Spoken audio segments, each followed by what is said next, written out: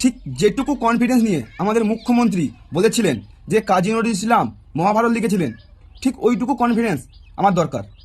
তো এইসব আলবাল না ওকে, ভিডিও শুরু করা যাক। চলো বানা শুরু করি। আর ভিডিও আমি করব না গো। কেন বৌদি, তুমি কি বানা ভাইরাল হয়ে গেলে নাকি? অত সস্তা না। লোকে যে হারে বলে, বদনাম করে, সামনে এসে যে গালাগালি। তুমিও বাড়া আমার মতো লোকের গালাগালির ভয় পাও? না, পাবে না, একদম ভয় পাবে না। বুকে সাহস নিয়ে সামনের দিকে এগিয়ে যাও। এতে তোর কোনো মাইনে। কেন কেন কি কি করবি তাহলে? ভিডিও করবি না তো? অন্য কিছু করবে তবে, যেটা আমি ভাবছিলাম। ফ্লেক্স করব আর পানু করব।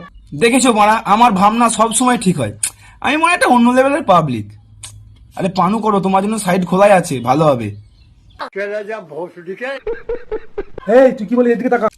তাকিয়ে কি করবে? তোমার মতো স্বামীদের জন্যই তো আজকে ঘরের বউরা বেহায়া, আর আমার মতো ছোট ছোট রোস্টাররা খিস্তি দিতে আসে। শখের মানুষ ত্যাগ করেছি বস, মনটা তো পাথর হবেই। আরে বাড়া দিদিমা, তোমার শখের মানুষ ত্যাগ করার বয়স নয়, তোমার দুনিয়া ত্যাগ করার বয়স এখন। কিছু কিছু ছেলেরা ভিডিও কল করো না। আরে ভিডিও কল করো বললেই করো।